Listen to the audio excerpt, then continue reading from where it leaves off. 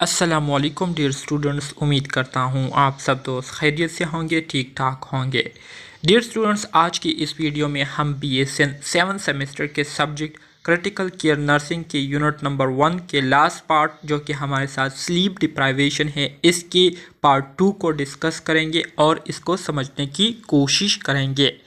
Dear student, lecture को continue करने से पहले तमाम दोस्तों से गुजारिश है कि चैनल को सब्सक्राइब करें और बेल आइकन को दबाएं ताकि नए वीडियोस की नोटिफिकेशन आप दोस्तों को टाइम पर मिलती रहे। तो डियर स्टूडेंट्स, आज के लेक्चर की शुरुआत हम सर्केडियन डीसिंक्रोनाइजेशन से करेंगे और इसको अंडरस्टैंड करने की कोशिश करेंगे। डियर स्टूडेंट्स, इस पार्ट के लास्ट लेक्चर में जो है हमने सर्केडियन को भी डिफ़ाइन किया था और डीसिंक्रोनाइजेशन को भी हमने डिफ़ाइन किया था। सर्केडियन के बारे में हमने ये बात की थी कि सर्केडियन रिदम ये हमारे साथ हमारा जो 24 आवर लाइफ साइकिल होता है, ठीक है, 24 घंटे के दौरान हम जिस तरह से अपनी लाइफ एक्टिविटीज़ को गुजारते हैं, ठीक है, लाइफ पैटर्न को फॉलो करते हैं, तो इसको हम क्या कहते हैं? सर्केडियन रिदम कहते हैं। इसी तरह से जब हमारे इस 24 आवर साइकिल में किसी किस्म की एबनॉर्मेलिटी आती है, ठीक है, किसी किस्म की डिस्टर्बेंस आती है, तो इसकी वजह से हमारी जो सर्केडियन रिदम है, इसकी जो रेगुलरिटी है वो क्या हो जाती है? वो डिस्टर्ब हो जाती है, जिसकी वजह से जो सिंक्रोनाइज स्टेट होता है वो कन्वर्ट हो जाता है डीसिंक्रोनाइज स्टेट में। तो इस कंडीशन को हम क्या कहते हैं? इस कंडीशन को हम डीसिंक्रोनाइजेशन कहते हैं, ठीक है, सर्केडियन डीसिंक्रोनाइजेशन कहते हैं। So the loss of rhythmicity may result from external stressors which then alter the timing relationship of neural, hormonal and cellular system, ठीक है। वही बात यहाँ पर की गई है कि जब हमारे रिदमिसिटी से मुराद हमारे 24 आवर के दौरान जो रिदम होता है, हमारे एक्टिविटीज़ काम करने का जो रिदम होता है, जब उसमें लॉस आ जाती है, किस वजह से? एक्सटर्नल स्ट्रेसेस की वजह से। तो इसकी वजह से क्या होता है? इसकी वजह से हमारे जो न्यूरल, हार्मोनल और सेलुलर सिस्टम की जो टाइमिंग रिलेशनशिप होती है, एक दूसरे के दरमियान इनका जो ताल्लुक़ होता है, जो इंटरेक्शन होती है, वो क्या हो जाती है? इस लॉस ऑफ रिदमिसिटी की वजह से वो क्या हो जाती है? अल्टर्ड हो जाती है, चेंज हो जाती है, उसमें डिस्टर्बेंस आ जाती है। Human response to stressors such as surgery, immobilization and pain with increased level and altered timing of adrenal and other hormones, ठीक है। इसी तरह से वो स्ट्रेसर्स जिसको ह्यूमन रिस्पोंड करते हैं, ठीक है, जिस को ह्यूमन जो है वो सेंसिटिव होते हैं, तो इसमें पहले नंबर पर हमारे साथ सर्जरी आती है, ठीक है। सर्जरी की वजह से ह्यूमन बीइंग जो है वो स्ट्रेस का शिकार हो जाते हैं, ठीक है। इसी तरह से इमोबिलाइजेशन की वजह से और पेन की वजह से वो क्या हो जाते हैं? स्ट्रेस में मुब्तला हो जाते हैं, ठीक है, जिसकी वजह से जो एड्रेनल और दूसरे हार्मोन्स की जो टाइमिंग है और उनका जो लेवल है सिक्रीशन का, वो क्या हो जाता है? अल्टर्ड हो जाता है, डिस्टर्ब हो जाता है। For an other reported that circadian level, the timing of temperature, blood pressure and heart rate and urinary excretion of catechols, amines, sodium and potassium were altered after surgery in hospitalized patient. For an इसके साथ दूसरे जो साथी थे उन्होंने जो है ये बयान दिया है सर्केडियन लेवल के बारे में कि जब सर्केडियन लेवल में जो है एबनॉर्मेलिटी आती है, जब ये डिस्टर्ब हो जाती है, तो इसकी वजह से क्या होता है? इसकी वजह से वो पेशेंट जो कि सर्जरी के बाद हॉस्पिटलाइज हुए होते हैं, मतलब जिनकी सर्जरी हो चुकी होती है और वो हॉस्पिटल में होते हैं, ठीक है, तो इनका जो टेम्परेचर होता है, जो ब्लड प्रेशर और हार्ट रेट होता है, वो क्या हो जाता है? वो डिस्टर्ब हो जाता है, एबनॉर्मल हो जाता है। और इसी तरह से उनकी जो यूरिनरी एक्सक्रीशन होती है, यूरिनरी एक्सक्रीशन के ज़रिए जो catechols, amines, sodium and potassium level होता है, वो भी काफ़ी हद तक क्या हो जाता है? उसमें भी अल्ट्रेशन आ जाती है, तब्दीली आ जाती है और फिर प्रॉपर तरीके से इन वेस्ट मटीरियल की एक्सक्रीशन बॉडी से नहीं होती, ठीक है। इसी तरह से nursing intervention that maintain normal rhythmicity of the day night cycle अब इसके लिए क्या करना होगा नर्सिस ने जो है एक इस तरह का प्लानिंग जो है वो करनी होगी, जिसके ज़रिए वो अपने पेशेंट की जो दिन और रात का जो साइकिल है, ठीक है, उसकी रिदमिसिटी को नॉर्मल करने के लिए क्या करना होगा, उन्होंने केयर देनी होगी, उन्होंने जो है उनको क्या करनी होगी, एसेस करनी होगी पेशेंट को, ठीक है। Sleep deprivation in critical care units. Dear student, critical care unit में जो पेशेंट स्लीप से महरूम होते हैं तो उसके हवाले से अब हम इसमें बात करेंगे, ठीक है। Patient in critical care unit often experience a lack of sleep और frequent disruption to their sleep further compounding their illness, ठीक है। कहते हैं कि वो पेशेंट जो कि क्रिटिकल केयर यूनिट में होते हैं और उनका स्टे जो है क्रिटिकल केयर यूनिट में होता है, तो ऐसे पेशेंट में भी जो है नींद की बहुत ज़्यादा कमी आ जाती है, जिसकी वजह से वो मुसलसल जो है डिस्टर्ब रहते हैं स्लीप ना करने की वजह से, और इसी तरह से इस वजह से उनकी जो बीमारी होती है उसमें मज़ीद इजाफा हो जाता है। साइकोलॉजिकल स्ट्रेसर्स या psychological stress along can temporary effect an individual sleep pattern. इसी तरह से जो साइकोलॉजिकल स्ट्रेस है, ठीक है, जिसमें जो पेशेंट होते हैं वो साइकोलॉजिकल तौर पर बहुत ज़्यादा क्या होता है, डिस्टर्ब होते हैं, तो इसकी वजह से उनकी जो स्लीप पैटर्न होती है तो वो बहुत ज़्यादा मुतासिर हो जाती है, ठीक है। More time is spend trying to initiate sleep and when sleep occur it mainly consist of lighter sleep in stage 1 and stage 2, ठीक है। कहते हैं कि इसी तरह से वो पेशेंट जो कि इंटेंसिव केयर यूनिट में होते हैं, तो क्योंकि ये लोग जो है ऑलरेडी स्ट्रेस में होते हैं, स्ट्रेस की वजह से जो है इनको नींद नहीं आती, और जब ये लोग जो है नींद करने के लिए या सोने के लिए कोशिशें करते हैं तो इन कोशिशों में उनका जो सारा सोने का टाइम होता है वो गुजर जाता है। लेकिन जब भी फिर ये लोग सोते हैं तो इनका जो स्लीप पैटर्न होता है या इनका जो स्लीप स्टेज होता है तो वो लाइटर स्लीप होता है, ठीक है। मतलब स्टेज 1 और स्टेज 2 के स्लीप को ये लोग क्या करते हैं, एक्सपीरियंस करते हैं। और जैसे कि मैंने आपको इस लेक्चर के पार्ट 1 में बताया था कि हमारे साथ स्टेज 1 एंड स्टेज 2 जो कि एनरेम स्टेज की क्लासेस है, ठीक है, ये हमारे साथ लाइटर स्लीप है। लाइटर स्लीप से मुराद ये है कि इसमें जो लोग सोए हुए होते हैं इस स्टेज में तो उनकी जो स्लीप है वो इतनी डीप नहीं होती, और इसी वजह से इनके इर्द गिर्द अगर थोड़ी सी भी किसी किस्म की डिस्टर्बेंस हो जाए, किसी चीज़ का शोर आए, ठीक है, आवाज़ आए, तो इससे वो लोग जाग जाते हैं, नींद से जाग जाते हैं, ठीक है। तो इस वजह से इसको क्या कहते हैं, लाइटर स्लीप कहते हैं। इसी तरह से research has shown that patient in critical care unit may spend 40 to 50% of their sleep time awake and of the remaining sleep time only 3 to 4% in REM sleep, ठीक है। इसी तरह से रिसर्च से इस बात का भी पता चला है कि वो पेशेंट जो कि क्रिटिकल केयर यूनिट में होते हैं तो उनका जो स्लीप टाइम होता है तो ज़्यादातर पेशेंट जो है 40 से लेकर 50% ऑफ पेशेंट जो है अपना जो सोने का टाइम होता है वो जाग के गुजारते हैं, और इसी तरह से जो बाकी रिमेनिंग जितना टाइम रह जाता है स्लीप का तो उसमें जो लोग सो रहे होते हैं तो वो भी रिम स्टेज में सो रहे होते हैं। रिम स्टेज ये हमारे साथ स्लीप का वो स्टेज है जिसमें जो पेशेंट होते हैं वो जब सो जाते हैं तो उनको इस सोने से किसी किस्म का फ़ायदा नहीं होता, क्योंकि इसमें जो पेशेंट होते हैं वो ड्रीमिंग करते हैं, ठीक है, वो ड्रीम्स देखते रहते हैं। इसी तरह से उनकी जो ब्रेन एक्टिविटीज़ होती है वो उसी तरह से एक्टिव होती है, पीक पर होती है, जिसकी वजह से इनकी जो स्लीप का मकसद होता है, जो स्लीप का पर्पस होता है वो पूरा नहीं होता, ठीक है। Psychological stressors may cause an individual to need more REM sleep and may cause the individual to feel that they dream more than usual and had less restful sleep। इसी तरह से वो पेशेंट जो कि साइकोलॉजिकल स्ट्रेसर्स में होते हैं तो इस वजह से जो है वो ज़्यादा से ज़्यादा रेम स्लीप करते हैं, ठीक है, जिसकी वजह से वो क्या करते हैं, वो इस स्लीप के दौरान ड्रीम्स देखते हैं, ठीक है, ख्वाब वगैरह देखते हैं, और ख्वाबों में कभी वो क्या कर रहे होते हैं, कभी वो क्या कर रहे होते हैं, जिसकी वजह से उनकी जो इलेक्ट्रिकल एक्टिविटीज़ या जो ब्रेन के फंक्शन होते हैं वो उसी तरह से एक्टिव होते हैं।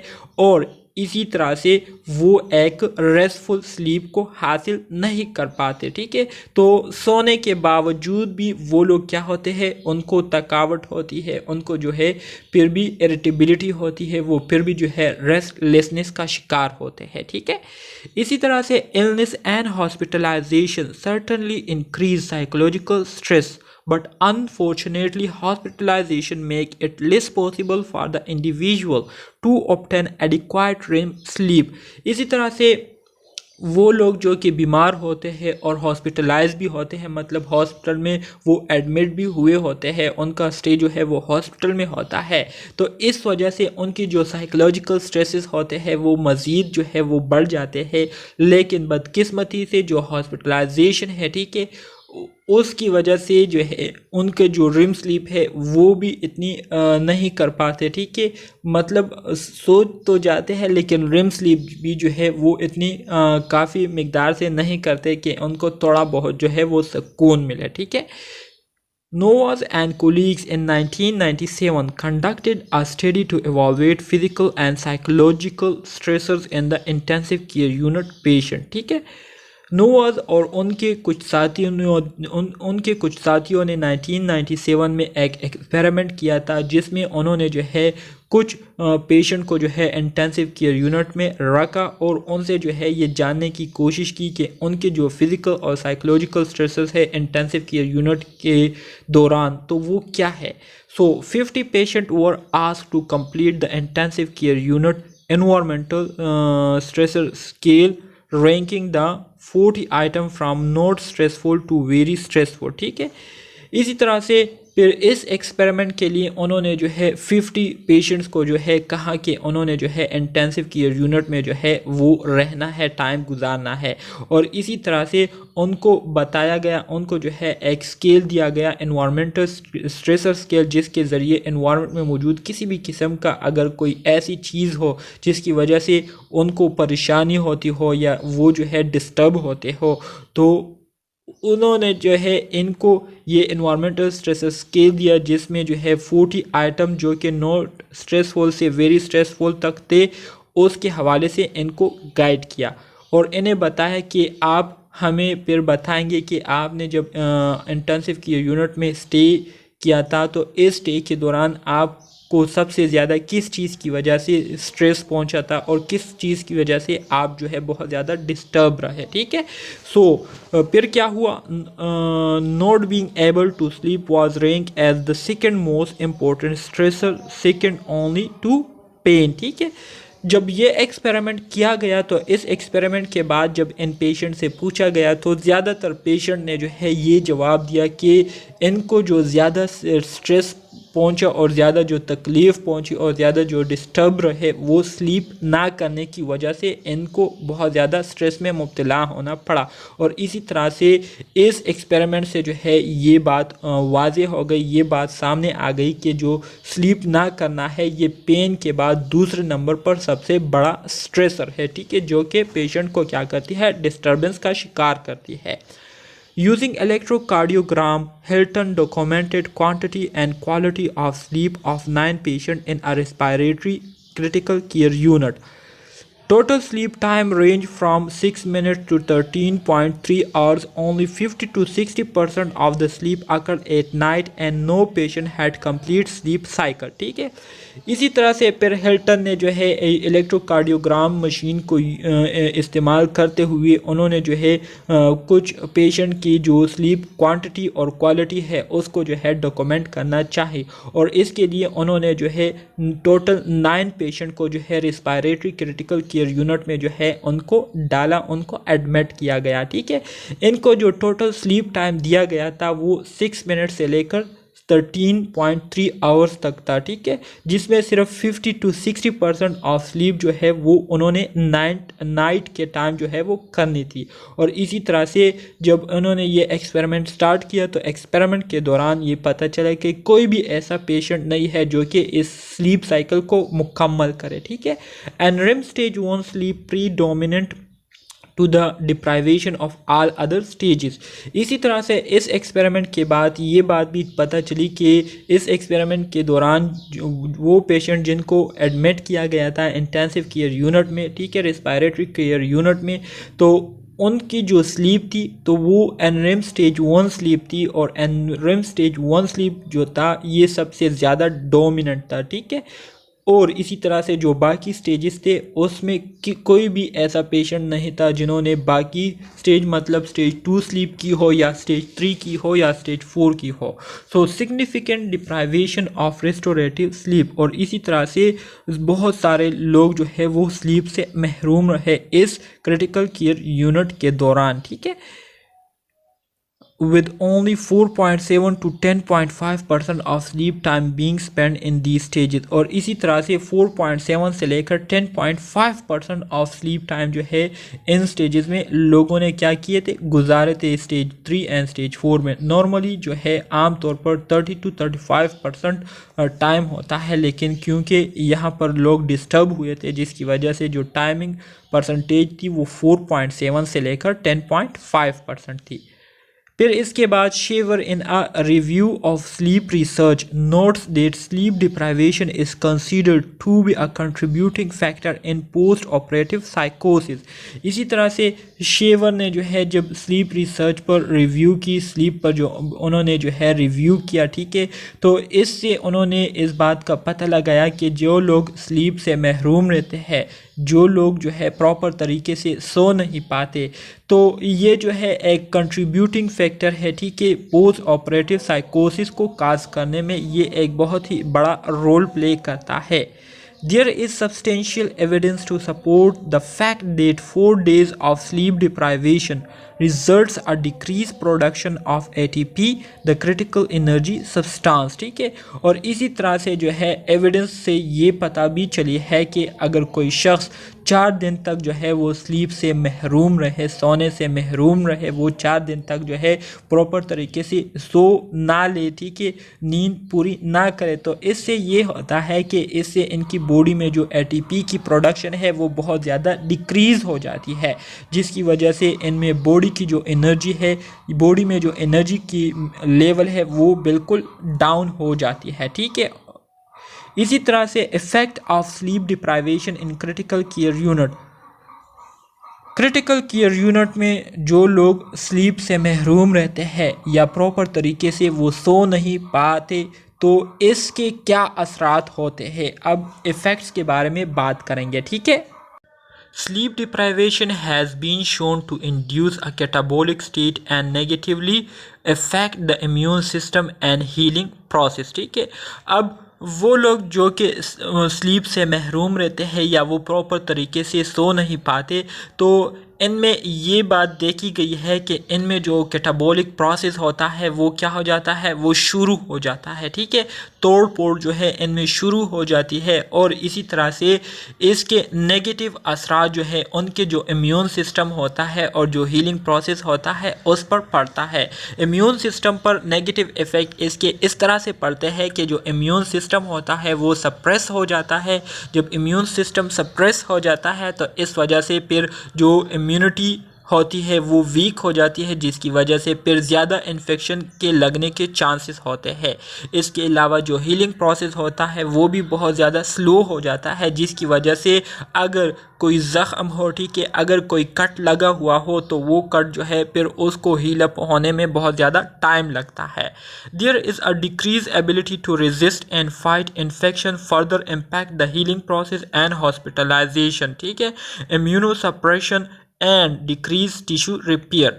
वही बात है कि जब इम्यून सिस्टम जो है वो इफ़ेक्ट हो जाता है, वो सप्रेस हो जाता है, तो ज़ाहिरी बात है फिर हमारा जो इम्यूनिटी सिस्टम होता है वो फिर माइक्रो ऑर्गेनिज़म के ख़िलाफ़ जो है वो रेजिस्टेंस शो नहीं करता, और इसी तरह से उसके ख़िलाफ़ जो है वो प्रॉपर तरीके से फ़ाइट नहीं कर पाते, जिसकी वजह से हमारा जो हीलिंग प्रोसेस होता है वो मज़ीद क्या हो जाता है, वो असरानंदाज हो जाता है, और फिर पेशेंट को जो है ज़्यादा से ज़्यादा स्टे जो है वो हॉस्पिटल में करना पड़ता है। और इसी तरह से जो टिश्यू रिपेयर प्रोसेस है वो भी क्या हो जाती है, डिक्रीज़ हो जाती है, जिसकी वजह से फिर टिश्यूज़ रिपेयर नहीं होते और पेशेंट जो है वो मुकम्मल तौर पर बहुत ज़्यादा इरिटेट होता है, बहुत ज़्यादा एंजाइटी का शिकार हो जाता है, बहुत ज़्यादा रेस्टलेसनेस का शिकार हो जाते हैं। ठीक है।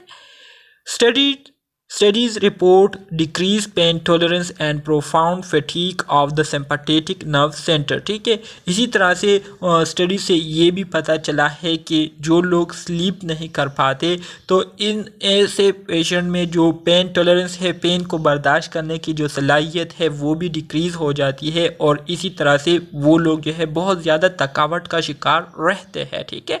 Cortisol secretions are normally diminish. इसी तरह से जो कॉर्टिसोल हार्मोन्स की सिक्रीशन है वो नॉर्मली क्या हो जाती है, ख़त्म हो जाती है स्लीप के दौरान। And rise in the morning following circadian rhythm. ठीक है। और इसी तरह से जो मॉर्निंग टाइम होता है सर्केडियन रिदम के दौरान, मॉर्निंग के टाइम इसकी जो सिक्रीशन है वो क्या होती है, हाई होती है, ज़्यादा होती है। ठीक है।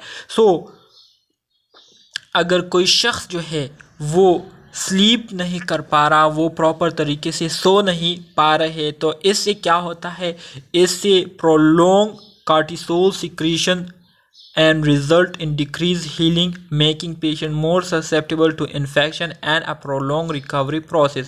तो इससे ये होता है कि इससे जो कार्टिसोल्स की सिक्रीशन है वो फिर बहुत ज़्यादा टाइम के लिए होती है और इस वजह से जो हीलिंग प्रोसेस होता है वो डिक्रीज़ हो जाता है, जिसकी वजह से पेशेंट जो है मज़ीद ससेप्टेबल हो जाते हैं इन्फेक्शन के लिए और फिर इनका जो रिकवरी प्रोसेस होता है वो भी बहुत ज़्यादा टाइम के लिए होता है, बहुत ज़्यादा टाइम जो है इनको रिकवर होने में लगता है।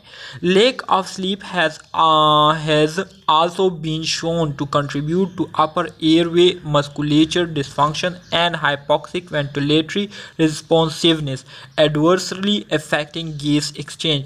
इसी तरह से वो लोग जो कि जिनमें स्लीप की कमी होती है तो उनमें ये बात भी सामने आई है कि वो लोग जो कि प्रॉपर तरीके से अपनी नींद पूरी नहीं करते तो उनमें अपर एयरवे मस्कुलेचर, उनका जो अपर वे मस्कुलेचर होते हैं, मसल्स होते हैं, वो क्या हो जाते हैं, डिसफंक्शन का शिकार हो जाते हैं और इसी तरह से हाइपोक्सिक वेंटिलेटरी रिस्पॉन्सिवनेस का शिकार हो जाते हैं। हाइपोक्सिक वेंटिलेटरी से मुराद ये है कि उनमें जो ऑक्सीजन की कंसंट्रेशन है वो बिल्कुल डिक्रीज़ हो जाती है, जिसकी वजह से फिर गैसियस एक्सचेंज जो है वो प्रॉपर तरीके से इफ़ेक्टिवली नहीं हो पाती। This could have a significant impact on patient with respiratory problem, particularly those who are being weaned from the ventilator or those who have just been extubated। ठीक है।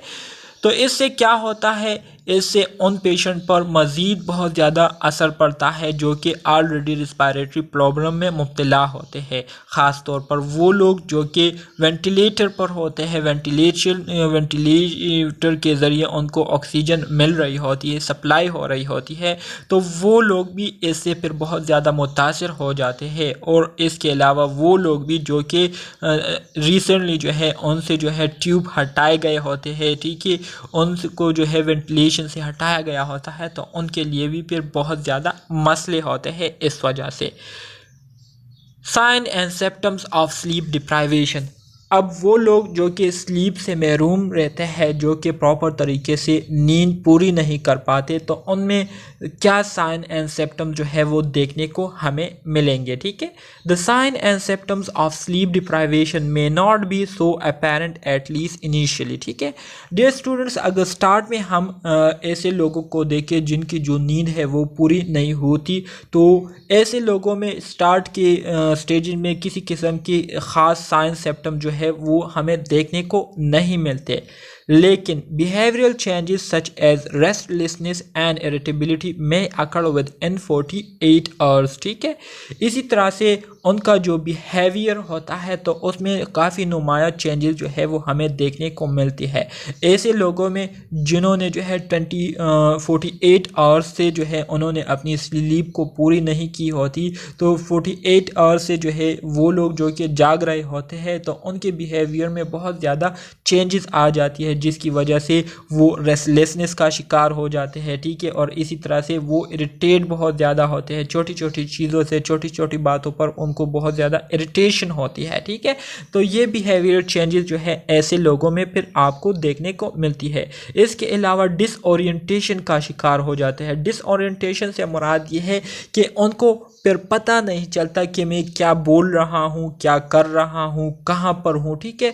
तो इसी तरह से वो फिर अपने होश और हवास में नहीं होते, क्योंकि उन्होंने ऑलरेडी 2 नाइट से जो है वो स्लीप नहीं किया होता, ठीक है। वो सो नहीं हुए होते, तो इस वजह से वो बहुत ही ज़्यादा जो है थकावट का शिकार होते हैं। स्लर स्पीच में precede psychotic behavior which can occur within 96 hour।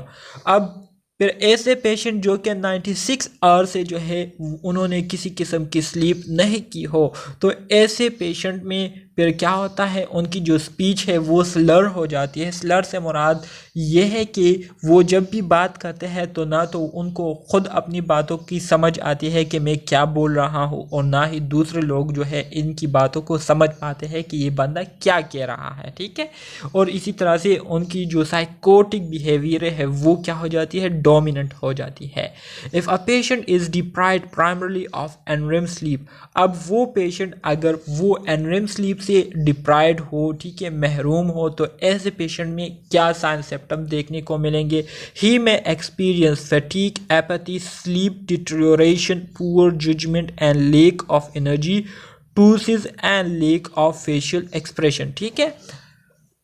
वो पेशेंट जो कि एनरेम स्लीप से मुकम्मल तौर पर महरूम रह चुके हो, तो ऐसे पेशेंट आपको फटीक नज़र आएंगे। फटीक मतलब बहुत ज़्यादा जो है थके होंगे, थकावट का शिकार होंगे। एपैथी इनमें जो है आपको देखने को मिलेगी, ठीक है। इसी तरह से इनकी जो बातों का जो तरीका होता है और जो बातें ये लोग करते हैं, तो ना तो उनको कोई समझ पाते हैं, ना ये लोग खुद समझते हैं कि मैं क्या कह रहा हूँ या क्या बोल रहा हूँ। इसी तरह से ये लोग जो है चीज़ों में फ़र्क करना फिर प्रॉपर तरीके से नहीं कर पाते। इनकी जो जजमेंट है वो फिर सही नहीं होती, ठीक है। इसी तरह से इनमें एनर्जी की कमी हो जाती है। इसके अलावा ptosis and lack of facial expression, और इनके जो फेशियल एक्सप्रेशन है वो बिल्कुल एब्सेंस हो जाते हैं, बिल्कुल न्यूट्रल रहते हैं, ठीक है। इसके अलावा वो लोग जो कि रिम स्लीप से जो है महरूम रहते हैं, तो इस तरह के पेशेंट में आपको क्या साइन सिम्टम देखने को मिलेंगे। एनरेम से मुराद non rapid eye movement stage of sleep, और रिम से मुराद rapid eye movement stage of sleep, ठीक है। may cause the patient to feel continually tired and have difficulty concentration, ठीक है। अब ऐसे पेशेंट जो है आपको मुसलसल बहुत ज़्यादा थके हुए नज़र आएंगे, और ऐसे पेशेंट जो है वो फिर चीज़ों पर कंसंट्रेट नहीं कर पाते। उनकी जो कंसंट्रेशन है वो बहुत ज़्यादा डिस्टर्ब हो जाती है, जिसकी वजह से वो लोग जो भी काम करते हैं या कोई भी बात करते हैं तो वो फिर कंसंट्रेशन के साथ नहीं करते, अटेंटिवली उसको नहीं करते, ठीक है। When deprived of REM sleep for greater than 24 hours to 48 hours, the patient may experience irritability, confusion, poor impulse control, Paranoia and hallucination और एग्जिबिट एग्रेसिव बिहेवियर। अब ऐसे पेशेंट जो कि 24 आवर से लेकर 48 आवर से ज़्यादा जो है रिम स्लीप से महरूम रहे, तो ऐसे पेशेंट पर इरिटेबिलिटी का शिकार हो जाते हैं, बहुत ज़्यादा इरिटेट होते हैं, छोटी छोटी बातों से वो उनको जो है गुस्सा आता है। इसके अलावा कन्फ्यूजन का शिकार हो जाते हैं। पुअर इम्पल्स कंट्रोल, वो प्रॉपर तरीके से चीज़ों को परफॉर्म नहीं कर पाते। मतलब अगर वो कहते हैं कि मैं बैठना चाहता हूं तो बैठने की जगह वो खड़े हो जाते हैं। अगर वो कहते हैं कि मैं थोड़ा सा चलना थोड़ा सा जो है चहलकदमी करना चाहता हूं, तो उसके बजाय वो बैठ जाते हैं और लेट जाते हैं, ठीक है। तो इसको कहते हैं पुअर इम्पल्स कंट्रोल। उनका जो अपने इम्पल्स पर कंट्रोल है वो बहुत ज़्यादा पुअर हो जाता है, ख़राब हो जाता है, वीक हो जाता है। इसके अलावा पैरानोया इनमें पैदा हो जाती है, हेलुसिनेशन का शिकार हो जाते हैं, और उनमें जो है एग्रेसिव बिहेवियर पैदा होना शुरू हो जाते हैं। मतलब गुस्सा जो है वो रहने लगते हैं, और गुस्से में जो है हर टाइम वो रहते हैं, ठीक है। If an individual does not obtain enough sleep to meet his biological needs, this sleep deprivation will accumulate over time until the brain signals the body to obtain sleep. ठीक है, अब अगर कोई शख्स अपनी स्लीप को जो है पूरी ना करे और अपनी बायोलॉजिकल नीड्स को पूरी ना करे, ठीक है, स्लीप से, तो ये स्लीप डिप्राइवेशन जो है उनमें जो है जमा होती रहेगी उस वक्त तक जब तक इनका ब्रेन जो है इनको खुद सिग्नल ना दे कि इनको जो है स्लीप जो है वो करनी चाहिए और सोना चाहिए। ठीक है, if sleep deprivation is prolong, इसके अलावा अगर कोई शख्स जो है बहुत ज़्यादा टाइम के लिए जो है वो नींद से महरूम रहे, वो नींद नहीं कर पा रहे हैं, when the patient finally enter sleep, और इसी तरह से जब वो फाइनली स्लीप में जो है एंटर्ड हो जाते हैं, फाइनली वो सो जाते हैं, it consist of predominantly stage 2 and the deep recovery sleep of stage 4। ठीक है, तो ऐसे लोग जब सो जाते हैं तो सोने के बाद इनका जो स्लीप स्टेज होता है तो वो डायरेक्टली स्टेज 2 होता है और स्टेज 4 होता है। ठीक है, जो कि डीप स्लीप में वो बहुत ज़्यादा चले जाते हैं और फिर इसके बाद जो है वो उनको जो है फिर किसी चीज़ का जो है बिल्कुल पता नहीं होता कि मेरे इर्द गिर्द क्या हो रहा है या क्या लोग मेरे साथ कर रहे हैं, इतने डीप स्लीप में ये लोग चले जाते हैं। ठीक है, REM sleep usually does not occur until the second और थर्ड नाइट। इसके अलावा जो रिम स्लीप है वो 2-3 रातों तक जो है वो नहीं होती। ठीक है, मतलब रिम स्टेज में जो है 2-3 रातों तक जो है लोग जो है वो नहीं जाते, जो कि मुकम्मल तौर पर स्लीप से महरूम रह चुके होते हैं। Causes of sleep deprivation in critical care unit। Critical care unit में किस वजूहात की वजह से लोग जो है स्लीप से महरूम रहते हैं, अब उसके हवाले से बात करेंगे। मतलब वो कौन से वजह है, वो कौन से रीज़न है जिसकी वजह से पेशेंट जो है क्रिटिकल केयर यूनिट में नींद से महरूम रह जाते हैं। सो सबसे पहले अगर पेशेंट से रिलेटेड अगर हम बातों को डिस्कस करें तो इसमें पहले नंबर पर हमारे साथ एज एक ऐसा फैक्टर है जो कि प्रीडोमिनेंट होता है हमेशा। ज़्यादातर जो एज्ड लोग होते हैं, मतलब जिनकी उम्र 50 से अबव हो चुकी होती है, तो इस तरह के लोगों में जो है बाय नेचुरली जो स्लीप पैटर्न होता है वो बहुत ज़्यादा चेंज हो चुका होता है और इनकी जो स्लीप साइकिल होती है वो बहुत ज़्यादा कम हो चुकी होती है, जिसकी वजह से वो फिर ज़्यादा स्लीप नहीं कर पाते बल्कि थोड़ा स्लीप वो करते हैं। ठीक है, इसके अलावा फ़िज़िकल कंडीशन जो है ये दूसरा फैक्टर है। मतलब कोई बीमारी ऐसी हो जिसकी वजह से वो जो है स्लीप प्रॉपर तरीके से नहीं कर पाते। इसके अलावा पेन जो है, जब ज़ाहिर बात है जब कोई शख्स पेन में होता है, किसी शख्स को जो है दर्द हो रहा होता है, तो दर्द होने की वजह से वो कैसे सो सकते हैं, ज़ाहिर बात है उनका जो स्लीप पैटर्न है वो इस पेन की वजह से क्या होगा, डिस्टर्ब होगा। इसके अलावा एंजाइटी एंड स्ट्रेस की वजह से भी उनको क्या होगा, स्लीप जो है वो नहीं कर पाएंगे और इसी तरह से वो स्लीप से महरूम रहेंगे। तो पेशेंट से रिलेटेड जो काजेज़ है उसमें एज आ गया, ठीक है, फ़िज़िकल कंडीशन आ गई, पेन और एंजाइटी और स्ट्रेस जो है ये हमारे साथ वो काजेज़ है जिसकी वजह से पेशेंट ख़ुद जो है वो स्लीप से महरूम रहते हैं। इसी तरह से अगर स्टाफ से रिलेटेड काज की हम बात करें तो procedures are interrupted the sleep time. कुछ स्टाफ जो है वो ऐसे टाइम पर प्रोसीजर स्टार्ट कर देते हैं अपने क्लाइंट को जब वो सो रहे होते हैं। तो ऐसे टाइम में जब वो प्रोसीजर स्टार्ट करते हैं, कोई कैनोला वगैरह पास करते हैं या कोई मेडिसिन वगैरह जो है वो पास करते हैं अपने पेशेंट को जो कि सो रहे होते हैं, तो इस दौरान वो उनकी जो स्लीप है उसको डिस्टर्ब कर देते हैं और इस वजह से फिर जब एक बार वो स्लीप से जाग जाते हैं, नींद से जाग जाते हैं, तो उनको फिर नींद नहीं आती और इस तरह से वो नींद से महरूम हो जाते हैं। इसी तरह से अगर एनवायरनमेंट के हवाले से हम काजिज़ की बात करें तो इसमें पहला हमारे साथ नॉइज़ आता है। ऐसा एनवायरनमेंट जो कि बहुत ज़्यादा नॉइज़ी हो, जहाँ पर बहुत ज़्यादा शोर हो, तो जहाँ पर शोर होता है वहाँ पर फिर सोना या वहाँ पर आराम करना बहुत ज़्यादा मुश्किल हो जाता है आम लोगों के लिए भी। तो मरीज़ तो फिर बहुत ही ज़्यादा सेंसिटिव होते हैं इस तरह की चीज़ों को। इसी तरह से अनफेमिलियर एनवायरनमेंट से मुराद अनजाना सुहाना सा माहौल होता है, ठीक है। बिल्कुल बंदा जो है अपने आप को अजनबी महसूस करता है, अजनबियत का एहसास बहुत ज़्यादा होता है, जिसकी वजह से वो खौफ में रहते हैं, ठीक है, डिस्टर्ब रहते हैं, कन्फ्यूजन में रहते हैं, नर्वस रहते हैं और इस वजह से वो सो नहीं पाते।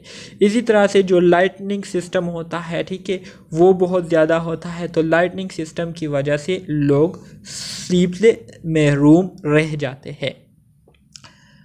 Glynn and others show that chief deterrents to sleep in critical care unit in order of importance were are।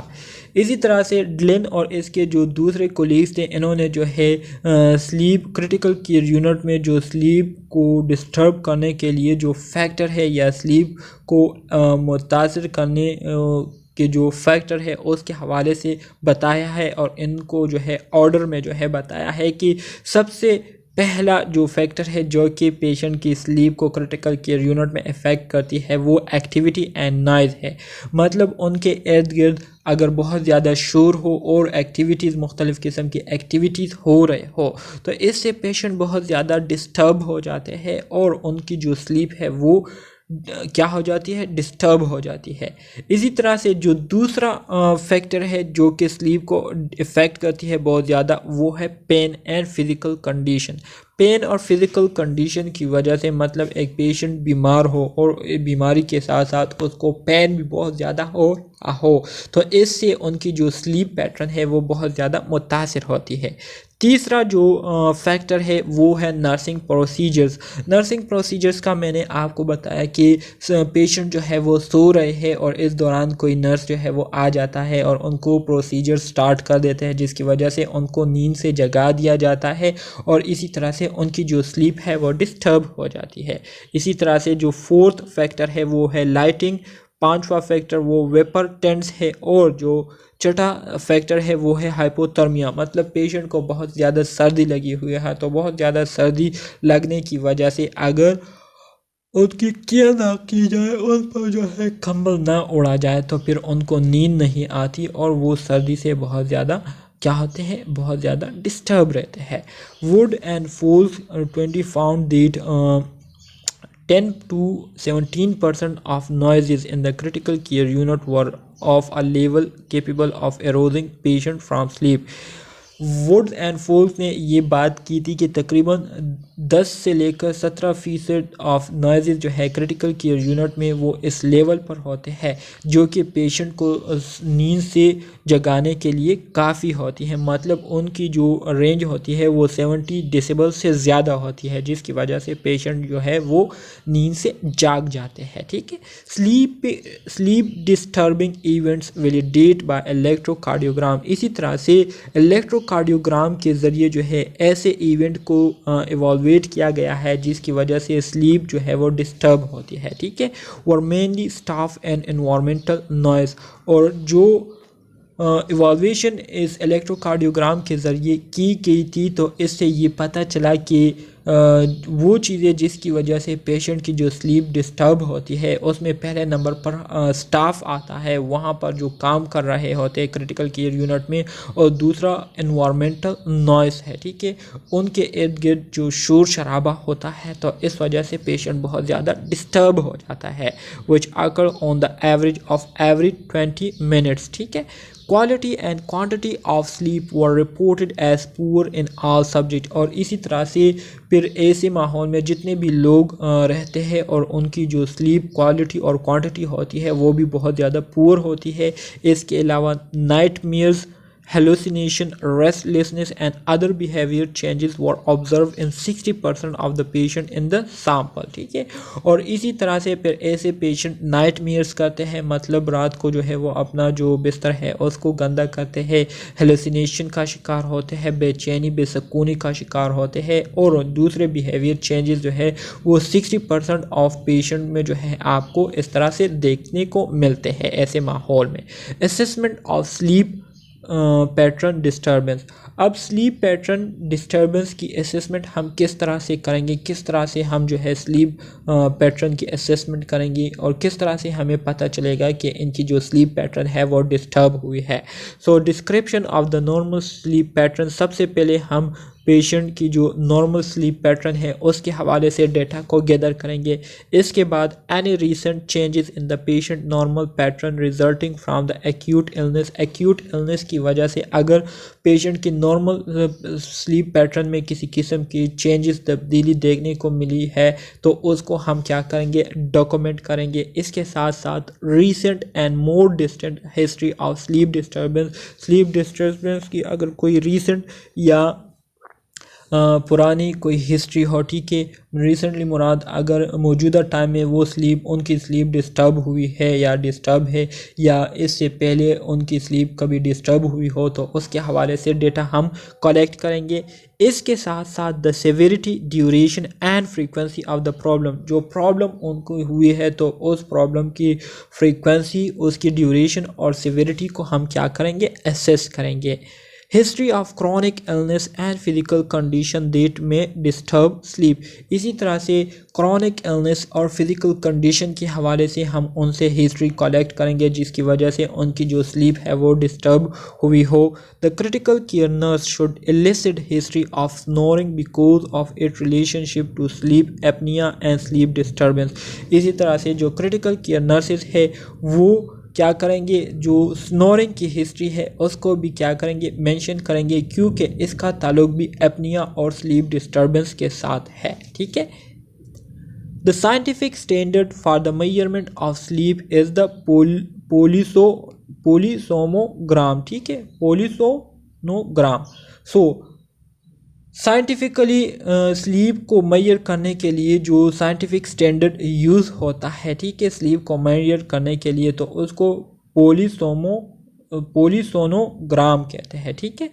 Sleep efficiency क्या है? Sleep efficiency is an important sleep variable defined as the proportion of actual sleep time in the total sleep period, ठीक है। Total sleep period में आपने कितना time जो है आपने नींद की, कितना टाइम जो है आप सोए रहे, तो इस प्रोपोर्शन को क्या कहते हैं, इस प्रोपोर्शन को स्लीप एफिशिएंसी कहते हैं। नॉर्मली हमारे साथ 95% है जबकि 65% से लेकर 95% तक ये हमारे साथ स्लीप एफिशिएंसी है। इससे अगर कम हो तो इसका मतलब ये है कि आपकी जो स्लीप है वो मुकम्मल तौर पर डिस्टर्ब है, ख़राब है, पुअर है। Nursing routines and intervention in order to have early morning laboratory work and test results available when physician make round most critical care unit wake patient at 5 a.m. and 6 a.m. to draw blood and do electrocardiogram। आम तौर पर routinely जब ऐसे patient जो कि critical care unit में होते हैं तो उनकी जब लेबॉर्ट्री टेस्ट होते हैं तो फिजिशियन के आने से पहले या डॉक्टर के राउंड करने से पहले जो है इस तरह के पेशेंट को जो है सुबह के 5 बजे या 6 बजे जो है जगा दिया जाता है और उनसे जो है ब्लड सैंपल्स लिए जाते हैं और उनका इलेक्ट्रोकार्डियोग्राम किया जाता है। In a study of 203 patient from 4 intensive care unit patient were given a questionnaires on the day of discharge to evaluate their sleep during the stay in the intensive care unit। कहते हैं कि एक study की गई थी जिसमें तकरीबन 203 patient जो कि 4 इंटेंसिव केयर यूनिट के पेशेंट थे जो कि डिस्चार्ज होने वाले थे, तो डिस्चार्ज होने से पहले उनको जो है क्वेश्चन दिए गए थे और उनको जो है बताया गया था कि वो जब इंटेंसिव केयर यूनिट में थे तो इस दौरान उनकी जो स्लीप थी वो किस तरह से थी, ठीक है, तो उनसे जो है उनके स्लीप के हवाले से इवॉल्वेशन की जा रही थी। The question assess perceive sleep quality and day time sleepiness, perceive sleep disruption caused by environmental activities and perceived sleep disruption caused by specific environmental noises। तो इन क्वेश्चंस का जो बुनियादी मकसद था वो यही था कि इन पेशेंट की जो स्लीप क्वालिटी है उसको क्या की जाए, उसको मेजर की जाए। तो इस दौरान जो पेशेंट थे जो कि डिस्चार्ज हो रहे थे उन्होंने जो है उनको ये जवाब दिया कि उनकी जो स्लीप डिस्ट्रप्शन है जो कि एनवायरमेंटल एक्टिविटीज़ की वजह से डे के टाइम जो है वो क्या होती थी, डिस्टर्ब होती थी, और इसी तरह से नाइट के टाइम जो है स्पेसिफिक एनवायरमेंटल नॉइसेस की वजह से वो क्या होती थी, डिस्टर्ब होती थी। immediate nursing interventions such as checking of vital signs were more disruptive to sleep than were other factors such as noise and light। तो इसमें कुछ पेशेंट ने, बहुत ज़्यादा पेशेंट्स ने ये बात भी की थी कि हमारी जो स्लीप डिस्टर्ब ज़्यादातर जिस चीज़ की वजह से हुई थी वो ये थी कि जब हम सो रहे होते थे तो डॉक्टर या नर्सेज जो है वो हमारे पास आते थे और हमारे वाइटल साइंस को चेक किया करते थे और ब्लड सैंपल वगैरह लिया करते थे, जिसकी वजह से हम स्लीप से जाग जाते थे और इस तरह से हमारा जो स्लीप पैटर्न था या जो स्लीप क्वालिटी थी वो बहुत ज़्यादा मुतासिर होती थी इस वजह से। ठीक है, फार्माकोलॉजी एंड स्लीप। अब हम मेडिसिन्स के हवाले से बात करेंगे कि वो कौन सी मेडिसिन है जिसके ज़रिए हम स्लीप को प्रोमोट कर सकते हैं और वो कौन सा मेडिसिन है जिसकी वजह से स्लीप जो है वो डिस्टर्ब मज़ीद हो सकती है। So hypnotic drugs have been found to promote the lighter stages of sleep, that is NREM stage 2, and may paradoxically be the cause of night terror, hallucination and agitation in the elderly। ठीक है, तो hypnotic drugs जो है इसके बारे में ये जाना गया है, ये रिसर्च किया गया है कि ये हिप्नोटिक ड्रग जो है लाइटर स्टेजेस ऑफ स्लीप को क्या करती है, प्रोमोट करती है। और इसी तरह से नाइट के टाइम जो है ये नाइट टेरर मतलब रात के वक्त जो है लोगों में खौफ का पैदा होना, हेलुसिनेशन, और इसी तरह से जो एज्ड लोग होते हैं उनमें एजिटेशन के काज होने का सबब बनती है ये हिप्नोटिक ड्रग्स। ठीक है, so if hypnotics are indicated, अगर हिप्नोटिक ड्रग्स को एडमिनिस्टर करने का कहा गया है, it is wise to first evaluate the medication that the patient is receiving to make certain that none of them are contributing to patient inability to sleep। अगर hypnotic drugs को जो है एडमिनिस्टर करने का कहा गया है तो इसको एडमिनिस्टर करने से पहले सबसे पहले ये इवैल्यूएशन करनी चाहिए कि हम पेशेंट के मेडिकेशन के हवाले से जो है वो क्या करें, डेटा कलेक्ट करें और जानने की कोशिश करें कि जो मेडिसिन पेशेंट ले रहे हैं आया उसकी वजह से उनकी जो स्लीप पैटर्न है उसमें किसी किस्म की एबनॉर्मलिटी तो नहीं आ रही। कंसल्टिंग विद द फार्मासिस्ट, और इसी तरह से फार्मासिस्ट के साथ कंसल्ट करना होगा, may help identify these medication so the discussion can be initiated with the physician। ठीक है, तो जब फार्मासिस्ट के साथ नर्स कंसल्ट करेंगे तो इससे ये होगा कि इन मेडिसिन के बारे में प्रॉपर तरीके से इंफॉर्मेशन नर्स को मिलेगी और वो फिर प्रॉपर तरीके से पेशेंट के नीड के मुताबिक उनको फिर ड्रग जो है वो एडमिनिस्टर कर सकेंगे। Barbiturates, for example, एमोबार्बिटॉल्स, they increase NREM stage 2 and suppress REM stage। ठीक है, बार्बिटूरेट्स में हमारे साथ जो एमोबार्बिटॉल्स है इसका काम ये है कि ये NREM स्टेज स्लीप 2 को जो है क्या करती है, इसको प्रोमोट करती है और इसी तरह से जो REM स्टेज ऑफ स्लीप है इसको क्या करती है, सप्रेस करती है। इसी तरह से बेंजोडाइज़ेपिन में हमारे साथ जो डायज़ेपम है ये क्या करती है, increase NREM stage 1 and reduces both NREM stages 3 and 4 and REM। बेंजोडाइज़ेपिन क्या करते हैं, बेंजोडाइज़ेपिन में जो डायज़ेपम्स है ये NREM स्टेज 1 को इंक्रीज़ करती है, प्रोमोट करती है और इसी तरह से NREM stage 1 stage 2 and stage 3 and 4 और इसी तरह से REM स्टेज ऑफ स्लीप को क्या करती है, इसको रिड्यूस करती है, जिसकी वजह से पेशेंट जो है वो लाइटर स्लीप में होते हैं, डीपर स्लीप में नहीं होते। Morphine increases spontaneous arousal during sleep and shorten the sleep time by reducing both REM and NREM stages 3 and 4, resulting in overall lighter sleep।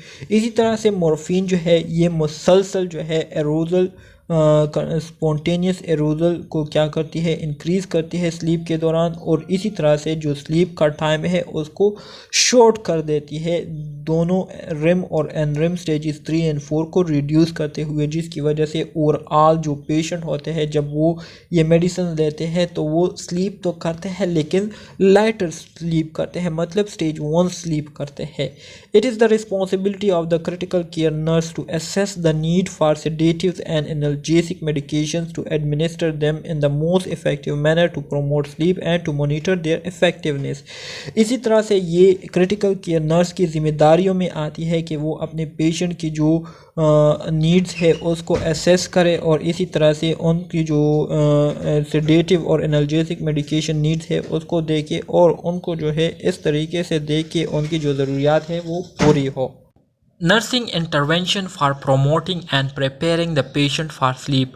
अब नर्सिस किस तरह से ऐसे प्लानिंग करे जिसके ज़रिए वो अपने पेशेंट की जो स्लीप पैटर्न है उसको भी क्या करे, उसको भी प्रमोट करे, उसको भी इम्प्रूव करे और इसके साथ साथ पेशेंट को जो है स्लीप करने के लिए या सोने के लिए वो उनको तैयार करे।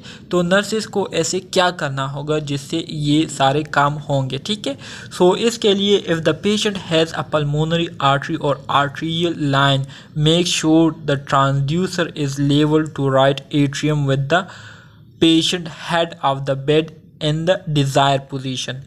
अगर कोई पेशेंट ऐसा है जिनको पल्मोनरी आर्टरी या आर्ट्रियल लाइन जो है वो लगा हुआ है तो इस बात की यकीन दहानी हमने करनी होगी कि जो ट्रांसड्यूसर की लेवल है वो राइट एट्रियम के बराबर हो और पेशेंट का जो हेड ऑफ द बेड है वो डिज़ायर पोजीशन में हो, ठीक है।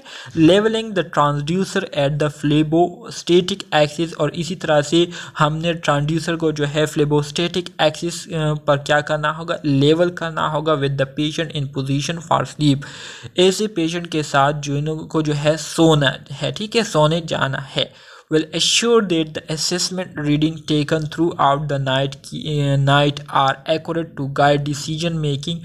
तो इससे ये होगा कि जब नाइट के टाइम फिर ऐसे पेशेंट की असेसमेंट की जाएगी तो असेसमेंट के लिए फिर इनको जगाना नहीं होगा बल्कि फिर इनको जो है इनकी जो पोजीशन की गई होगी तो उससे फिर हमें ख़ुद ब खुद पता चलेगा और फिर हमें जो है सही डिसीजन करने में बहुत ज़्यादा आसानी होगी। Assess the patient and the intravenous line of patency, इसी तरह से पेशेंट को हम एसेस करेंगे और इनका जो इंट्रावीनस लाइंस है, ठीक है, उसकी हम क्या करेंगे, असेसमेंट करेंगे, ठीक है। तो ये हमारे के साथ क्या है, the proper location of phlebostatic axis. Phlebostatic axis का जो प्रॉपर लोकेशन है वो हमारे साथ ये सेंटर पार्ट है, ठीक है। तो यहाँ पर हम क्या करते हैं, फ्लेबोस्टेटिक एक्सिस को लगाते हैं।